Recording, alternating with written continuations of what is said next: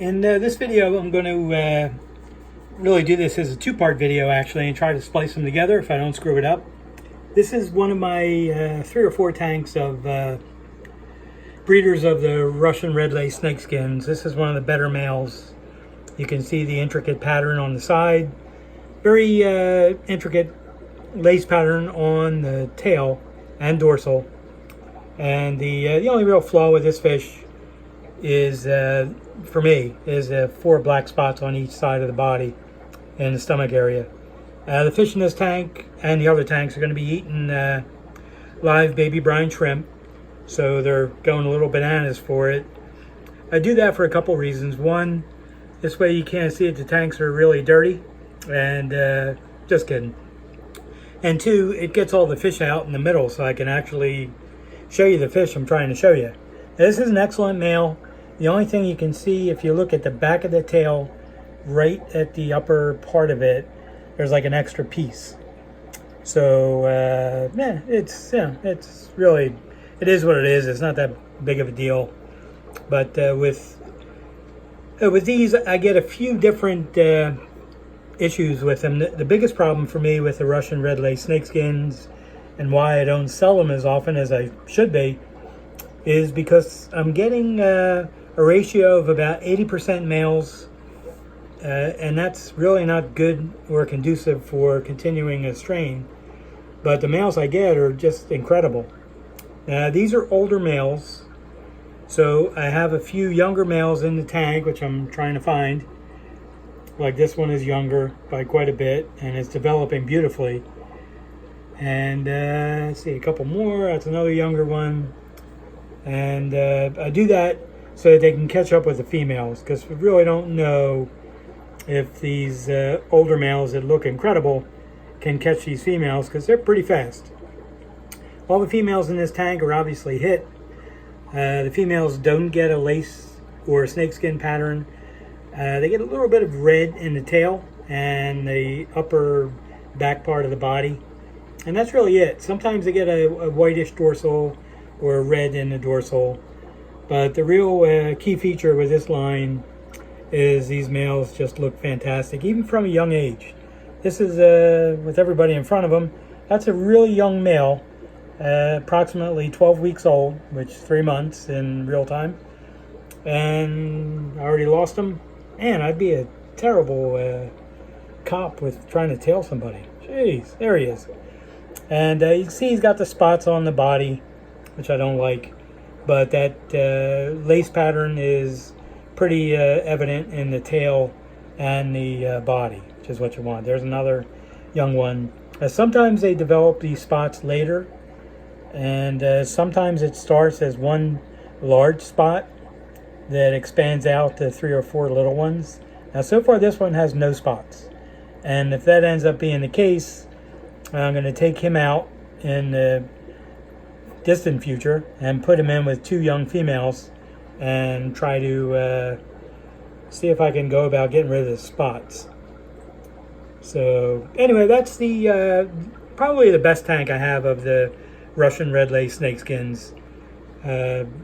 You can see that the dorsals are very long and flowing, and they go about 1/3 of the way into the tail, and that's exactly what you want for a nice large delta tail fish. So the caudal edge, the tail edge on these fish are never straight. They're kind of like a curtain, like a bottom of a curtain, the way it swirls. Every fish I've ever had with this line has always had this, and sometimes it is evident as they grow. I don't have any growing out like that right now, but sometimes the top part of the tail and the bottom part of the tail grow and the middle part doesn't, and then there'll be a growth spurt and the middle catches up. It's very interesting. So I have to be careful as I cull these fish for ones that are not looking too great initially, because they really develop later on. And to kind of make that point evident, I'm going to switch the camera over to this is going to be a tank of Russian Red Lace Snakeskin males that I culled. Now, for now, they're in this tank, and they're not going to stay in this tank. This is just so I could get them on the video. And this one still has a crappy bottom part of the tail. This one actually has nothing wrong with it now. So he's going to end up going in with some other females, as is this one. He's got a problem with the back of the tail. There's no color, so that guy's out. This one is nice, except for that spot, which I don't like, so that's why he came out. And boy, these guys are fast. I have a couple of them in here that really developed into beautiful fish. Of course, I can't find them. It's these two, I think. And I had culled these because they weren't getting a nice pattern in the tail. And this one I culled because of the black spot at the base. But the lace pattern's perfect. Dorsal's good, tail's good. So you just kind of never know. So I don't get rid of these. I put them in other tanks, and these I actually grew out in a bucket. And it was a green water bucket. So this is the light of day they're getting today with the light overhead. But it's a nice fish. The only real issue is that spot I don't like. And it's the same one with down here.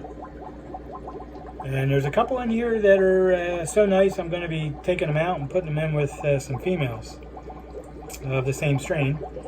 And it's just to try to show you that you can end up getting some nice fish after you cull them. You can't get them back after you feed them to a large cichlid or an axolotl or something else. So it's interesting to have such a variation in these things where they look like complete garbage when I culled them, and they've ended up being really nice fish. So I guess even with that little spot, I'm going to pull that one out and put him in with a couple of females. And what I'll do is I'll use that as like an extra line of the red lace snakeskins. So there's a possibility I could at some point sell some of them with a couple of females as like a grade B kind of line. And this is the one I was trying to get on. Yeah, beautiful fish. There's no reason anymore to have culled this fish. He's excellent. The color pattern, the lace, the size of the dorsal and tail is really good. Alright, I'm going to try to splice in the next part of the video where I talk about tail shapes and also show you some examples. And probably my other two tanks of the Russian Red Lace Snakeskin breeders. Alright, hold on. Alright, this is two more tanks I have of Russian Red Lace Snakeskin breeders. These are real variety of ages because as I've said in other videos, I'm not entirely sure that these older males can always catch up to the females. So this one's very promising, although he's probably done growing. It's got a great lace pattern, nice shaped tail and dorsal, and he's got the pattern in both the tail and the dorsal. As you can see, I get a little bit of spotting. Sorry about the reflection. It's the sunlight coming in. But it gives you a chance to see how intricate this pattern is on these fish. They're really nice. One of my favorite lines. And besides coming up with the black lace snakeskins, which aren't quite as nice as these, I'd really love to come up with a blue lace snakeskin line. That's something I'm going to work on in the future. So that's one tank. This is another. It's another nice male. And a bunch of nice males. This one doesn't have the bright red color, but he's got excellent lace snakeskin pattern and a good tail, and pretty much have him in there for confirmation of the fins and stuff. I got some hit females in here, some other males. There's a really nice one right there that's young. So as I said, the fish are eating live baby brine shrimp, so they're happy and they're all kind of out and about. This is one of the nicest ones in there. It's probably about 8 months old. Once they get that old, there's not too much you can do with them anymore. They may or may not be good breeders because like I said a few times already, they may not be able to catch up with the females. So that's why I put in the younger ones, like this one here, which has a great red coloration and a good pattern. So anyhow, that's those my 3 tanks of them. I have another tank downstairs actually. So one thing I'll try to go over is various tail shapes. So if I can do this without messing it up, I'm going to try to lift this light with one hand and not knock anything over. So kind of bear with me there. So what we have with guppies, there's various tail shapes. I have a few notes I want to go over. This is a, try to get him to move, a double sword tail. So I put him closer to the light. And what you want with the double sword tail, besides him to get in to where you can see him, is you want the dorsal to be very long and go about halfway into the tail. Try and move him around so we can see him. There we go. You can see he's got 2 long double swords, upper and lower, and his dorsal is very long. It's also wrapped around the other side of the body right now. And that goes about halfway into the tail. You can kind of see the edge of it right there in the center. So hopefully he'll turn to the other side without having to scare him again. There we go. You can see how long that dorsal is. So that's the ideal thing with these double swords. This is one of my Japan Blue double swords. Now the other types of guppy tails, I don't have examples of some of them. There's a round, there's a pintail, a spear, there's a half moon, which is kind of like you'd see with all of the big ear variations of fish. They have like a half moon type tail. And there's also a spade tail. As I mentioned, a double sword, upper sword, lower sword. And there's veils, deltas, and wide tails. Now I had culled these 2 black Moscows initially because their tails weren't looking too good to me. But since I don't destroy fish or get rid of them like I should, I kept them in a small container, and I just moved them into this one so you could see. But they both have a really nice dorsal. The tail starts out, you would think it would be a delta tail, but it actually becomes like a wide tail. And there's a class in the IFGA for last year and this year called the wide tail class. So if I tried to put these in black delta males, they would probably get disqualified because they're actually a class for them now called wide class. And what that means is the length, I guess you would say, from the back of the tail from top to bottom. You could see it's more than like a 70 degree like the delta tails are. So I'll move the double sword guy out of the way. This one is a veil tail, and it's a nice fish. There's nothing wrong with it. It's the tail itself is more like a 45 degree angle from the body going out, and you can see that it's not as wide as a wide tail or as a delta. A delta tail, now this one's almost a perfect example of a delta tail. This is one of my half black blues. He even has blue lips, which is kind of cool. I don't think he's been drinking Smurf flavored Slurpees. I think he just has blue lips, which is very cool. So if he gets his rear end in gear, you can see that the tail is a wide tail. It's like a 70 to 75 degree angle from the center of the back body part, which is called a peduncle. See if we can get him to move around. Come on, buddy. Let's go. Get it going. There he goes. Just have to scare the crap out of him. And if anybody from PETA is listening, I didn't literally scare the crap out of him. So you can see that this is a different type tail than the veil tail or the wide. It's got a a long tail that's like a big triangle. If you go from the center of the body, the back of it, the peduncle, and go to the edges of the tails, you could almost draw like a great big triangle.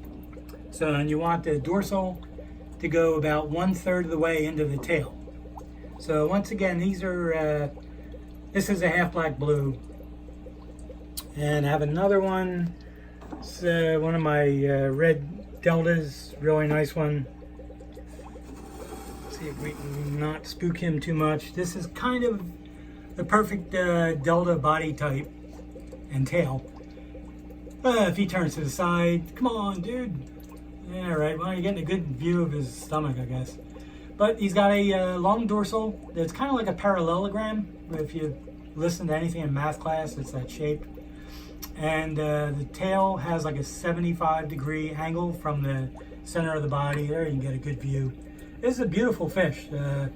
Really nice. The only problem I would have is he's probably not big enough to compete in the red class, because the guys that routinely show and win in the red delta IFGA class have these monstrous size beautiful reds that have even more red coloration than this one.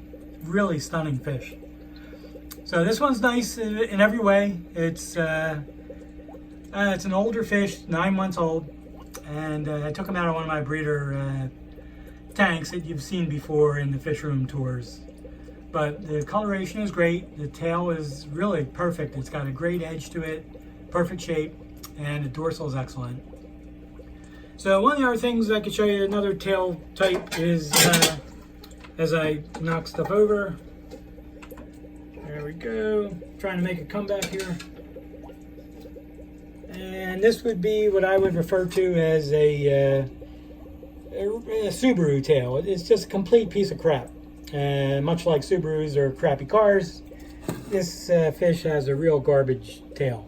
And it wasn't bitten, it just grew lousy. This is from my Black Delta line. A very uneven, poor shape, you name it. It's a fish you definitely want to feed to something. But anyway, that's, in case you ever wanted to see a Subaru Tail Guppy, that's one right there. Look at that, nice dorsal too, it's a shame. So some of the other things I just want to talk about real quickly is try to enjoy buying the fish that you like. Don't get not really pressured, but get pushed or push yourself into buying something that's really popular that people are just dying to get, and just buy exactly what you like. They don't have to be fish like this, which is great if you can find them. They can be other types of fish. Like if you could like these veil tails. And this one varies in color. It's a Moscow, but it goes with whatever color it feels like going. And whatever you like. There's so many different types of guppies. Get the color you like. Get the shape of fins you like. Some people like the really small guppies. Some people like endlers. So you don't want to kind of be slamming people that are online selling the fish that they raise. Everybody's trying to not really make a living. They're just trying to kind of keep the hobby going by making fish available to other people that may not have access to them. Because you're not going to see fish like this in a pet store. Unless there's like an excellent breeder, probably an IFGA breeder, in your area that sells his culls to a fish store. But I'll be honest with you, most of the IFGA guys, they'll sell some of their fish on a website or online, but other than that, you are not going to find their fish for sale unless you go to a show and get them at an auction. And there they have to sell the female with the male. So these are, like I said, the wide tails. Really stunning. These will get bigger. These are young fish. I almost hate to say and repeat myself that I culled these, but at first they didn't have good looking tails at all, and they've really grown. So what I did was I kept them in a tank of their own, and I started putting in some stress coat and actually some B vitamins, and just did a lot of water changes, fed them well, and the tails grew in nicely. So pretty happy about it. And one other thing I can show you real quick before I end this very long video. Here's a fast little update on the Snow White Albinos. These fish look incredible. Here's the other one. Real nice everything on these. Tails, the color, you name it. This female's still pretty close to dropping. I'm hoping pretty soon. Trying to get this male to turn to the side. You can see this is the one that had a little bit of a nick in the color in the middle of the tail, and that's completely grown in about 10 days. So there's a little bit of a blue sheen and a yellowish sheen, but I couldn't be happier with these fish. I'm hoping to get some babies obviously pretty soon. That's that, and this is an empty tank because I got a new strain coming, and it'll probably be here next week, which will probably be the next video. So anyway, thank you for watching. I know this one got a little long, and it might be boring for people who don't care about tail shapes and stuff like that. So anyway, thank you very much.